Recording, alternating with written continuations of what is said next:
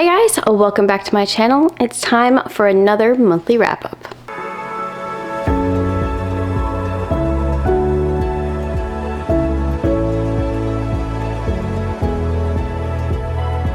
Okay, so in the month of March, I read a significant amount of books. And it's probably one of my best reading months in a really long time. So I read a total of 1, 2, 3, 4, 5, 6, 7, 8, 9, 10, 11, 12. I read 12 books. Technically I read 14, but 2 of them I just finished like at the very beginning of March. So I didn't count them. I counted them for February. But in March, I read from start to finish 12 books, which is a little insane. I'm proud of myself, but I was doing a couple things. So I was trying to finish off my bingo board for 2024. I was also participating in Realm-a-thon. I was doing a lot of audiobooks because I was working on this behind me.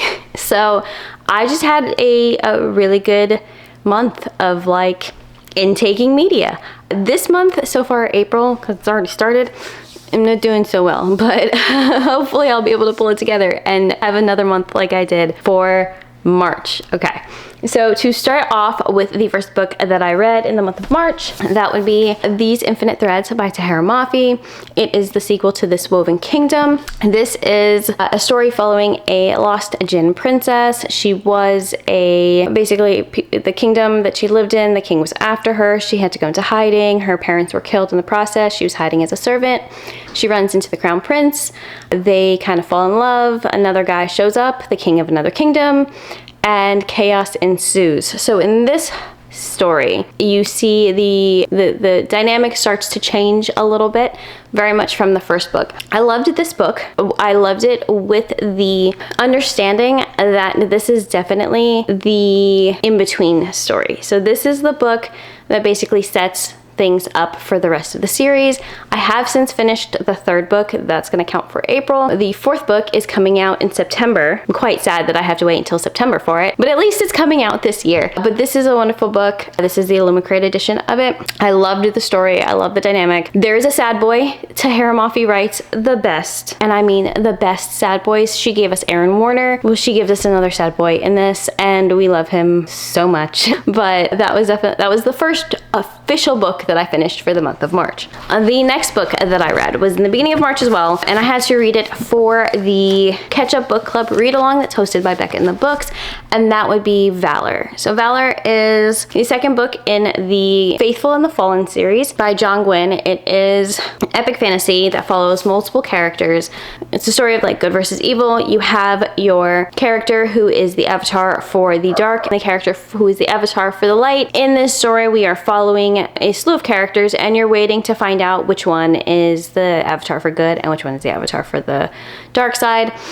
For me, it was pretty obvious, like blatantly obvious, who was the bad guy and who was the good guy from Jump Street, just because of the decisions that they make. Now, one character believes that he is the good guy when he is definitely most not. I don't want to give away too many spoilers. I have a friend in one of my book clubs who watches my videos, and he was like, no, stop, I want to read it. So I can't give away too many spoilers about this or things that could be construed as spoilers, but it is a really good series and I highly recommend it. If you're into like that epic fantasy with like the battles and all that kind of stuff, I love that. So for me, it's super entertaining. The first book was a little confusing because it just throws so many perspectives at you right off the bat, but by the time you get to this book, you've already settled in it. You know who most of these people are, so it's a lot easier to follow along. It's kind of like, for an easy example, Throne of Glass. Throne of Glass introduces characters to you a little at a time until you end up with the giant cast at the end. This does not do that. They throw all the characters at you in the beginning and you just kind of have to suffer through it. But by the time you get to the 2nd book, it is definitely, you know what's going on. So I would highly recommend it. I annotated this one because it's for a read along, and I'm actually going to be starting the 3rd one in the month of April so that I can have it ready for the live show that happens at the beginning of May. So next on my list was one that I never wanted to read. I mean, I bought it because at one point I thought, oh, I'll read it because everyone talks about it, but it's just never been high on my priority list, but I needed it for my bingo board. And that would be The Alchemist by Paulo Coelho. This is, I hated this book so much. Anyways, so most people, if you have read this book, it's probably because it was some sort of required reading when you were in school. I know that it is required reading in the school that I taught in. However, I never had to read it. The classes that I took, we didn't read this one in particular. I don't know if I would have preferred it over like The Grapes of Wrath, which is what we had to read, and I wanted to throw myself out a window, but that's besides the point. So The Alchemist is a story following a young man who wants to basically seek his fortune. And he is taking all of these signs to follow his dreams. His dream is to go to the pyramids of Egypt and see them. And, you know, along the way, he runs into all of these difficulties and he meets all these people, and, they help him on his journey. It's not a very long book, so there's not a lot of detail in this journey. I think it's like 170 pages or something, maybe even that, if that. Yeah, it's 176 pages, so it's not a very long book. But the reason I hated this was because it read like parables, and I was just like, this is miserable. I did not like it in the slightest. So I finished it because I had to for my bingo board, because I had to read a book that was published in the 90s, and the English translated edition was published in the 90s. So I read it and it was a dumb idea. I should have went with Practical Magic, but it is what it is, and here we are, and I finished it. So yay. The next book on my list was actually a book that I read for one of my book clubs. I'm in a lot of book clubs now, just so y'all know. I went from 0 book clubs to like 4 in the span of a couple months. But that would be Blood Over Brighthaven by M.L. Wang. And this is an amazing book. I highly recommend it. It is a fantasy story, but there is a lot of commentary on like social issues in our world, but set to a fantasy background, like sexism, racism, disparities between like immigrant communities and, richer societies, energy use, religious beliefs, just a whole mess of everything. Basically, like anything that you're like, well, I don't know if that's good or bad, or, I don't like the way that system works. It's in here. It's in here, and it gives a really interesting perspective from both sides. Not that it's promoting racism or sexism or anything like that, but it kind of gives you a perspective as to how people could think that was okay. Like you sit there and you look at some people in our world sometimes and you're like, well, how do you see that as being okay? And this book kind of shows you like their side of things. I mean, it doesn't change that you still think it's not okay, but you kind of understand them a little bit better, or you understand why they think that a little bit better. Like it provides some context behind their way of thinking. Still don't agree with it, but I get why you think that now, and I feel bad for you, kind of a thing, if that makes any sense. But this is an amazing story. The one thing I did not like about it, though, is the magic system.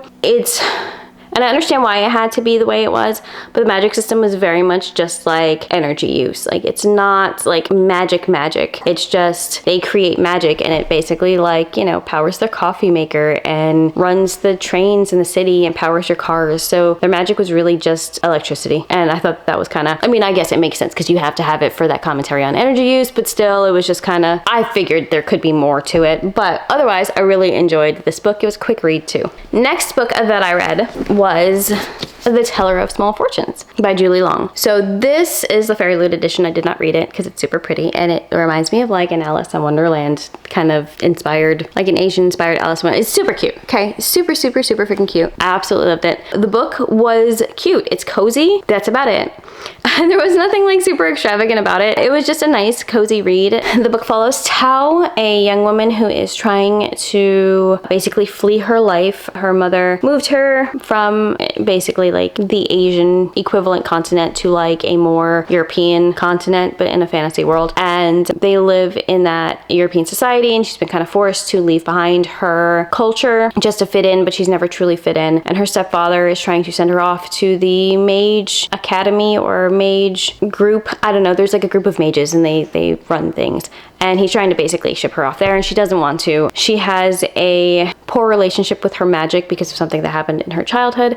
So she just doesn't really want to use it. So she runs away and she becomes a fortune teller, and she tells small fortunes, not big ones, things that really couldn't harm anybody if, you know, they knew. Her big fear is, you know, am I harming people by telling them what's going to happen? So just little fortunes, nothing that's, you know, too majorly impactful. And, you know, along her route of traveling, she runs into two men. One is a warrior, one is a thief, who are looking for the warrior's daughter who has gone missing. They also come across another lady. She is a baker who just wants to go on adventures, and that ragtag team gets together. They, you know, solve some issues around the world. They stop tragedy, and it's cute. It's cute and cozy, and I liked it. The next book is an interesting one. So I was on a kick of like finishing books that I had already started that have just kind of been penning out in the world. Now on my Goodreads, I've caught up on all except for one, but there are some that are floating out there that are not on my Goodreads as I started them and never finished them. They are ones that still have the bookmarks sticking in them, and those are like the really old ones. And one of those really old ones was actually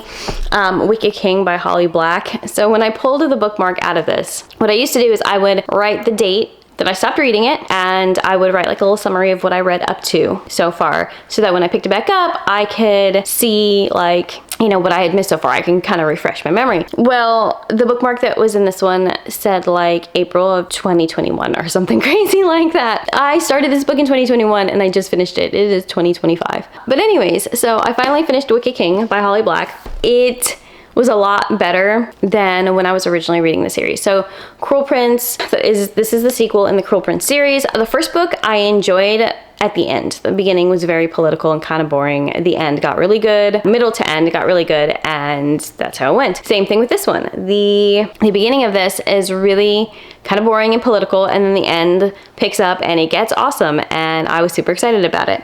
So I enjoyed it.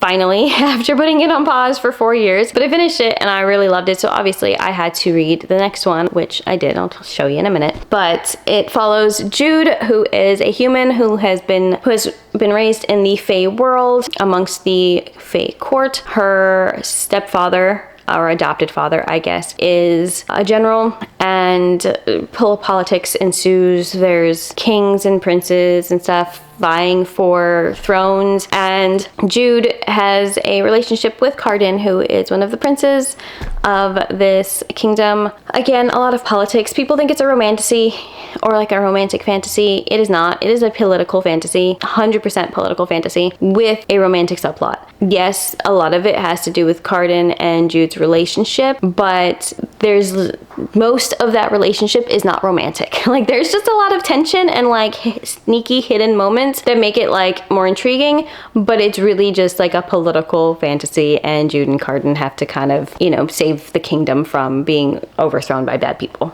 It's good though. I like it. The next book on the list that I read is actually right here. It is The Lost Bookshop. I don't know who the author is. Hold on, it's The Lost Bookshop. I don't have my copy right now. I let someone from my book club borrow it. It was another book club book. So when we actually had the meeting, the member of the book club said that they wanted to read it because they didn't have a chance to read it prior, so I let her borrow it. So I do not physically have it right at the moment that I am filming this, but I do have it.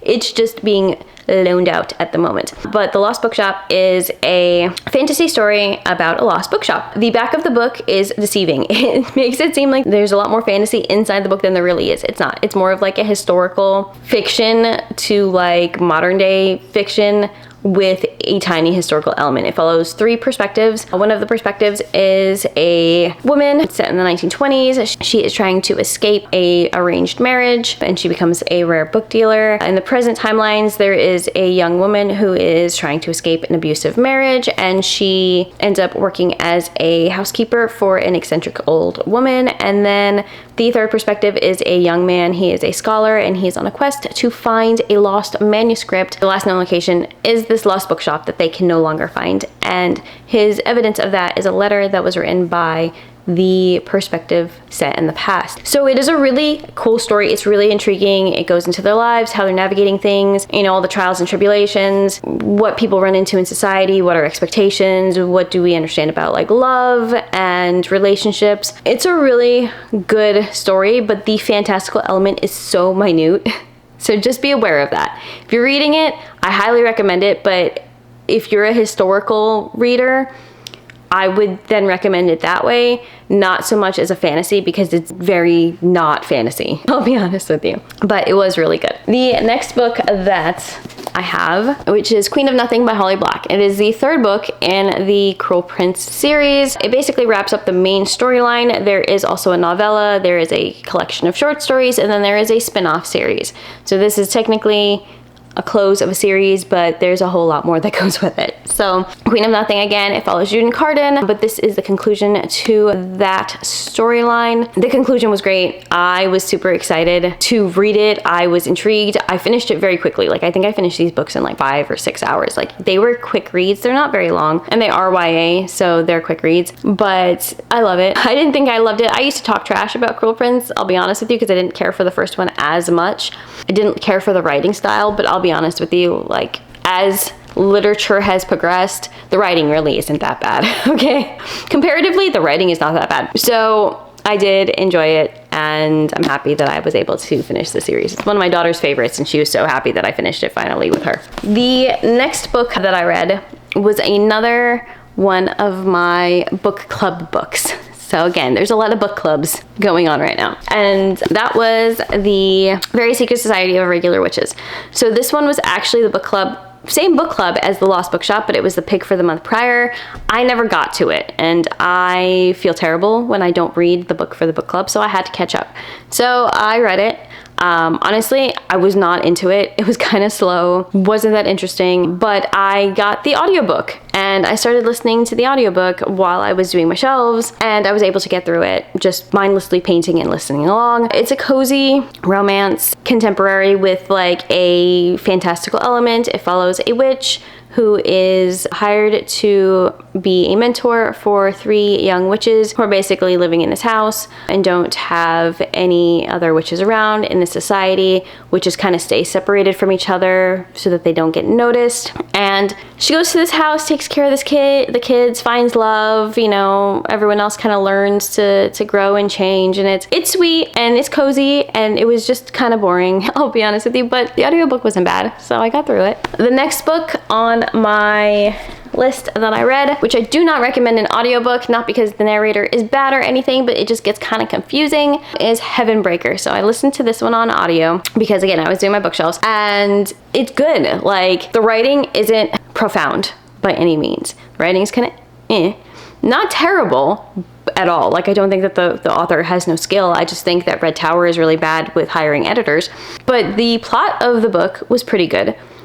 There were some kind of things that were like, that's not as cool as it could have been. Like, for example, it's basically Pacific Rim meets, like, I don't know, A Knight's Tale, I guess, with like some Red Rising thrown in. So it follows a young girl who wants to basically destroy the elite families, the elite system family. She's basically a bastard child of one of like the nobles or something, but this is all set in outer space, and like the nobles come together and they have like these tournaments where they joust each other in like these big like mech suits. And I mean, when I'm saying it out loud, it sounds kind of crazy, but it is pretty good. Now, the jousting and the mech suits thing was a little like, I wasn't a fan of the jousting aspect. Like, I like the mech suits, but if there was another way that this competition would have gone on with the mech suits instead of the jousting aspect, I think I would have enjoyed it more.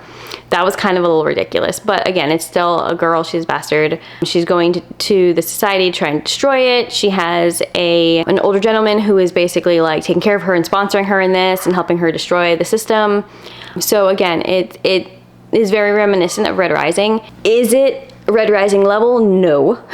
That's kind of hard for me to say. Many things are, because Red Rising is like one of my favorites. It's in my top 5 favorites, but it's still good. It's still good for what it is. So I enjoyed it. Again, it gets a little confusing. If you're listening to the audiobook, I would recommend at least following along or reading it, at least glancing at like the physical copy first, or like a paper copy, so you can kind of see what the setup is. Because when they just start reading like chapter headings and like things off the page, you're like, whoa, what is that? Like, what are they saying? So just an FYI. The next book that I read was another series that I'm trying to finish, and it was Godsgrave by Jay Kristoff. So I read Nevernight forever ago. Backtrack. I love Empire of the Vampire. I love Empire of the Damned. I'm super excited for Empire of the Dawn. That whole Empire of the Vampire series by Jay Kristoff. Absolutely obsessed with it. Right. I got Nevernight after reading... No, I think I had Nevernight before I picked up Empire of the Vampire, but I never read it. And then I read Empire of the Vampire. I was like, okay, no, I need to read Nevernight. So I read the first Nevernight book, loved it, cried, all that. Like, it's all the emotions, the happiness, the sarcasm, the hell yeah, the tears, the everything, right? Nevernight has all of it. And then this book came out, or then this one came along, and I wanted to read it, but one of the characters that I hate from the first book, like I hate from the first book, becomes significant in this book, so I did not pick it up for a very long time, because like my hatred for that character kind of told me, no, don't read that, it's just gonna make you mad because you hate them so much, right? I had a friend who told me, you just need to read it, it's not that serious, you'll like it. Well, she was right. So I finally picked it up because I'm trying to finish all the series I haven't finished. And I did really like it. Like, I absolutely loved it. I love the way Jay Kristoff writes. Like, his writing is just so highly entertaining. It's like quippy and sarcastic, but there's like action and violence and love, and like there's tender moments. And so I feel like the way the books are written, not what happens in the books, but the way the books are written very much fit like my personality. And it's funny, like I'm an elder millennial, and my personality literally was developed from like the TV shows that I watched. And the main TV show that I watched was Buffy the Vampire Slayer. I have a whole Buffy shelf, actually, of like books and collect, because I was that obsessed for very many years. I mean, I've had those since the 90s. Like, that's where I'm at. And it's very reminiscent of like that, like where it's quippy and like, you know, sarcastic, but then there's like, you know, real moments and like death and like tragedy and violence and, you know, wrath and all of that kind of stuff.